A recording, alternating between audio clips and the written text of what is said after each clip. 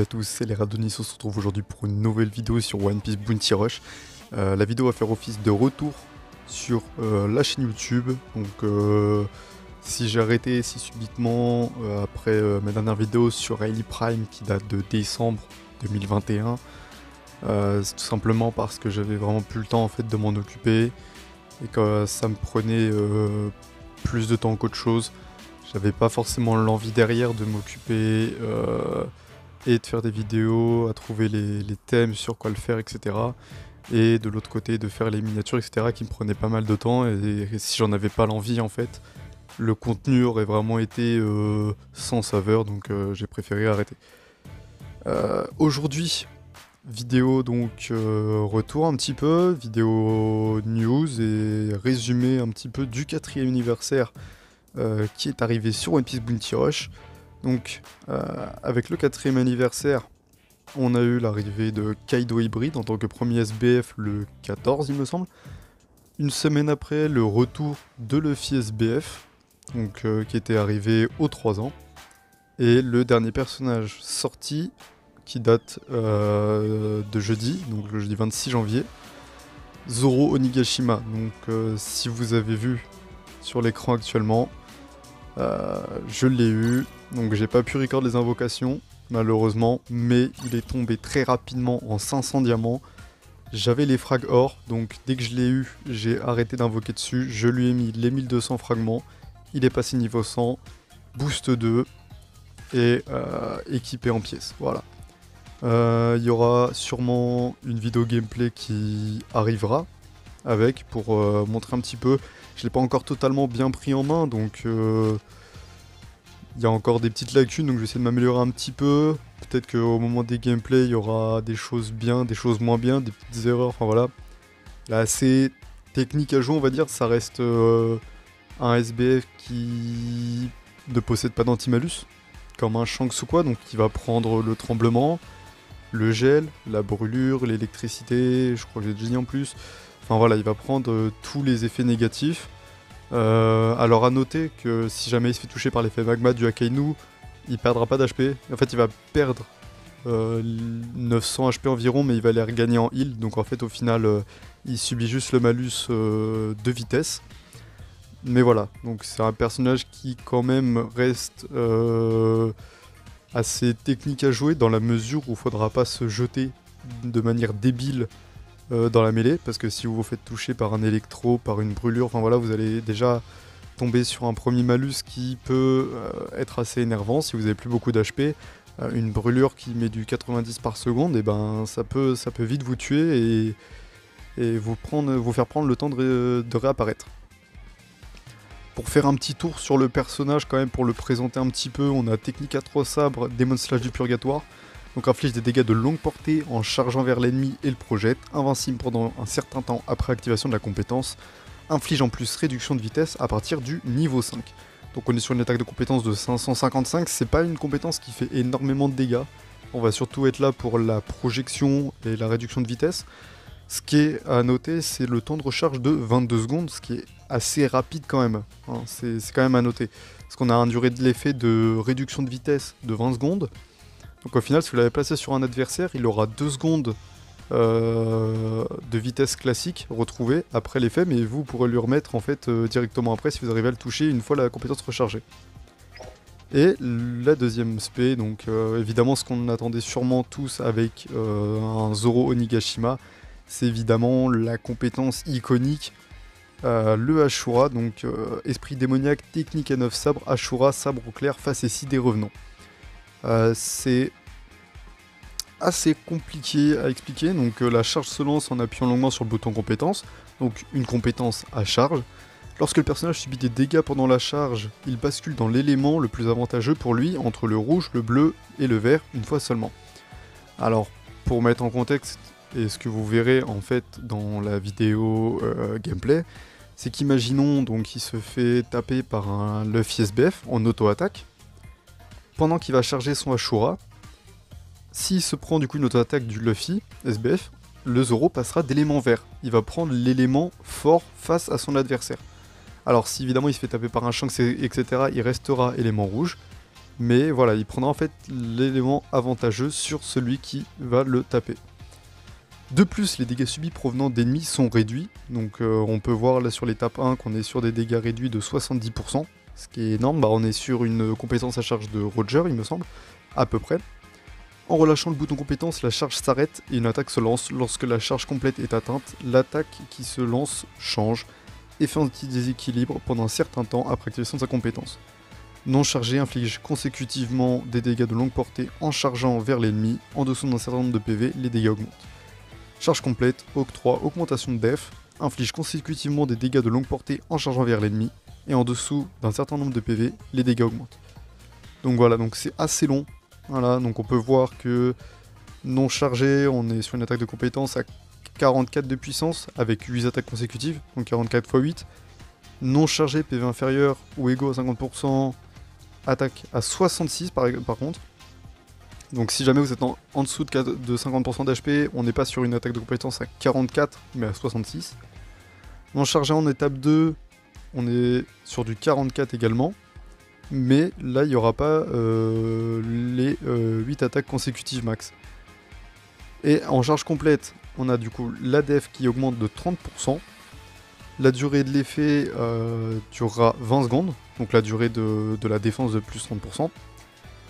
On est sur une attaque de compétence de 66 avec 8 attaques consécutives max, donc en gros ça mettra 8 fois 66. Et une charge complète et PV inférieur à 50%, on passe cette fois à 99 au lieu de 66.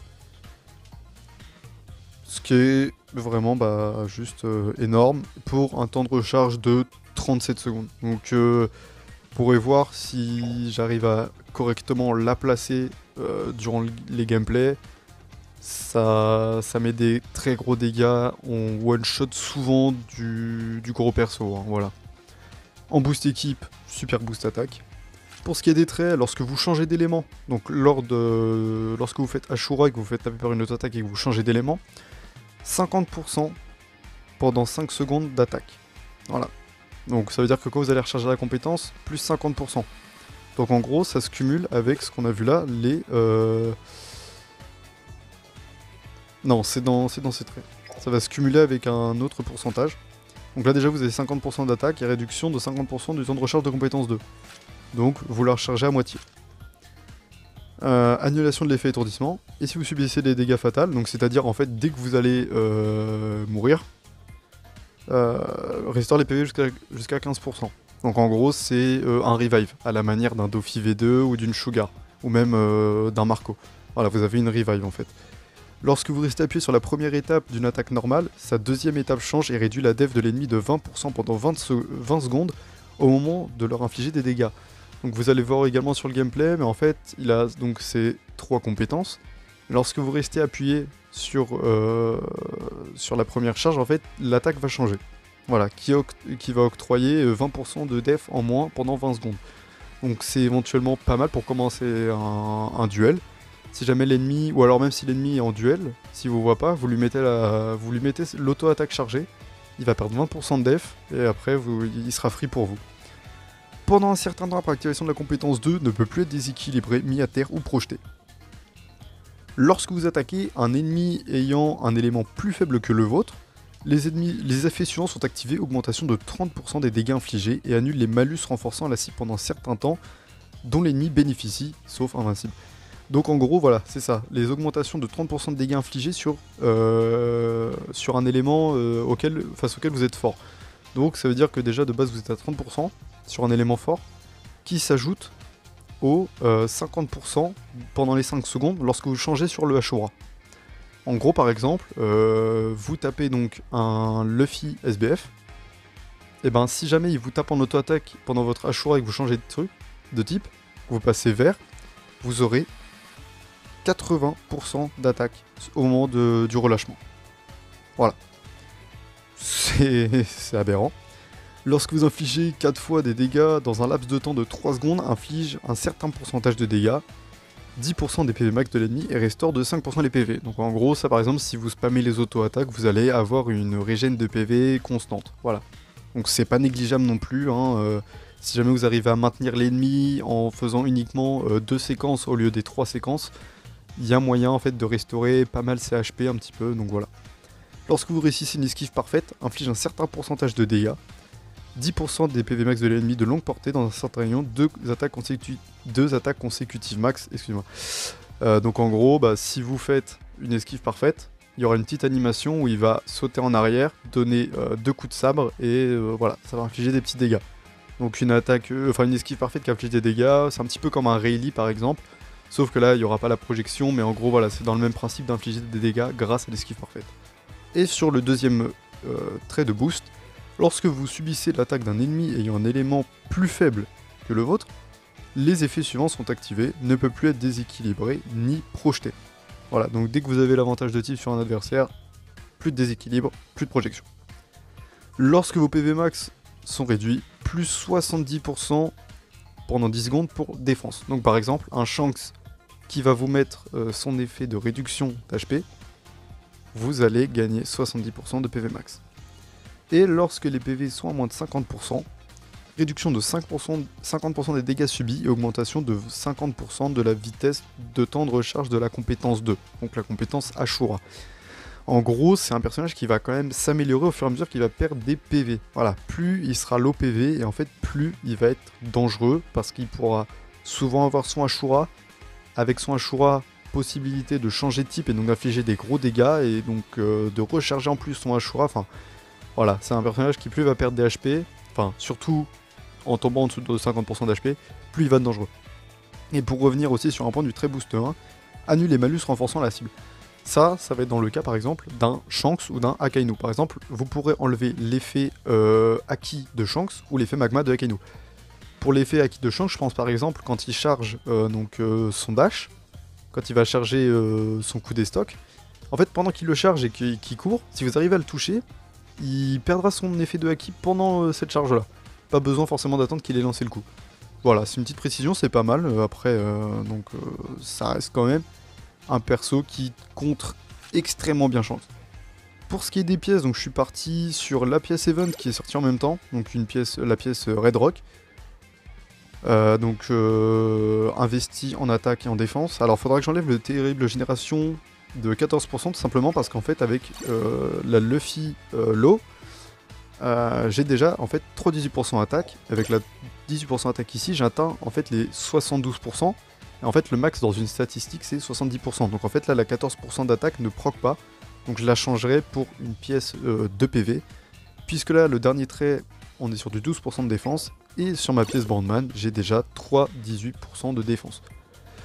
Donc je vais l'investir un petit peu en PV si je peux. Alors on a une pièce 24% qui est sortie, qu'on peut obtenir en faisant le combat de boss et en faisant quelques invocations sur le Zoro. Je pense pas lui mettre parce que ça peut être une pièce qui peut être plus intéressante parce que là en fait la pièce Red Rock, son trait de base c'est lorsque vous attaquez un ennemi ayant un élément plus faible que le vôtre, les effets sont activés, augmentation de 5% des dégâts infligés. En gros voilà, ça va être surtout pour le Zoro qui va lui changer souvent de type en fait avec son Ashura, il va changer souvent de type donc du coup il va avoir souvent une augmentation des dégâts infligés. Si vous êtes sur un monotype et que vous tombez sur une game où vous êtes extrêmement faible assez souvent, en fait vous allez perdre en fait un trait spécifique qui peut être assez important. La Luffy et la Bondman c'est pour bénéficier du tag Dressrosa.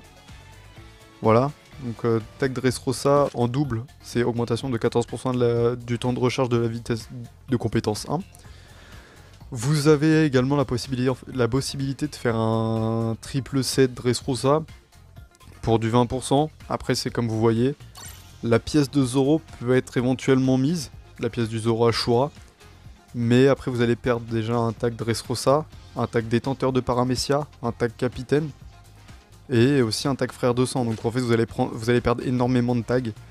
Donc vous allez perdre du dégât infligé dans l'état de trésor. Vous allez perdre de la vitesse de capture, bon c'est pas hyper important mais ça peut sauver des games en fin de game si vous êtes tout seul et que le tas est vraiment bas. Vous allez perdre du temps de recharge d'esquive, enfin voilà, c'est pas le plus conseillé de mettre le Zoro si vous êtes en 7 Luffy. Donc voilà, je l'ai investi en attaque et en défense parce que en stade de base de défense on est sur du 2119. C'est pas dégueulasse mais c'est pas incroyable non plus donc j'estime que c'était le mieux à faire. On a fait le tour un petit peu pour le Zoro, il reste durant un mois jusqu'au 28 février. On a une multi gratuite tous les dimanches pendant 5 dimanches, donc ce sera important de la faire.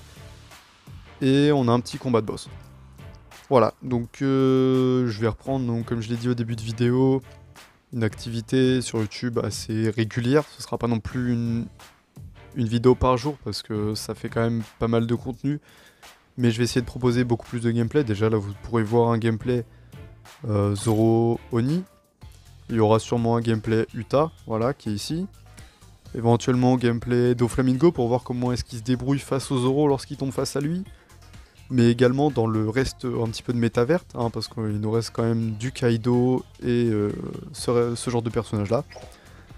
Donc voilà, vous aurez aussi des vidéos invocation, une qui devrait bientôt arriver, puisque étant donné que je les drop assez rapidement, le Zoro il me reste 1713 diamants, et on a un portail assez intéressant qui est là, qui est le portail des personnages de film qui sont sortis en juillet dernier.